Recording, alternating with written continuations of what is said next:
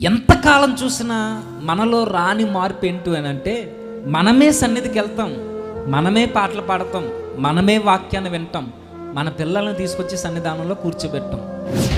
పిల్లలు చెడిపోవడానికి ప్రధానమైన కారణం లోపం ఇదే. మన పిల్లలకి బాల్యము నుండి భయభక్తులు వాక్యము మనం నేర్పించకపోతే, మనం చెప్పక్కర్లేదు పాపం చేయరా అని, వాడే నేర్చుకుంటాడు. ఏం చెప్పకుండానే వాడు స్వతహాగా అన్నీ నేర్చుకుంటాడు.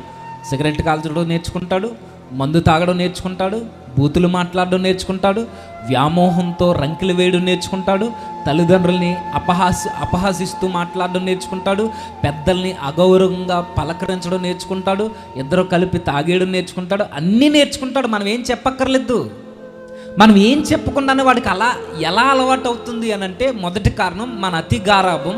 2, అసలు మనం దేవుని సన్నిధిని మనం పరిచయం చేయకపోవడం. ఎంతకాలం చూడు సంపాదన సంపాదన సంపాదన సంపాదన సంపాదనే.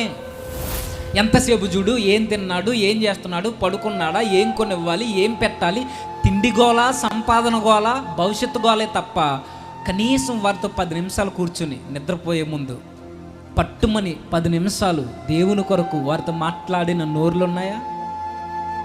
ఈరోజు మనం మాట్లాడకపోతే రేపు పొద్దున వయసు వచ్చిన తర్వాత గుండెలు బాదుకున్నా ఉపయోగం ఏం లేదు.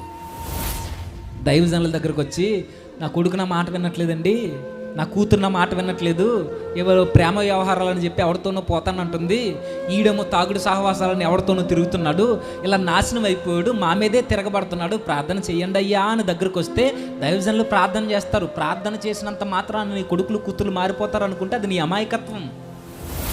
ఎదుగొచ్చేసిన తర్వాత, పాడైపోయిన తర్వాత రొమ్ములు బాదుకున్న సుఖం లేదు. ఇంత ఉన్నప్పుడే దేవుడు చెప్పాడు, మొక్కగా ఉన్నప్పుడే వాడిని వంచాలట, వంచకపోతే ఏం చేయలేము, ఇక మ్రానైపోతాడు వాడు.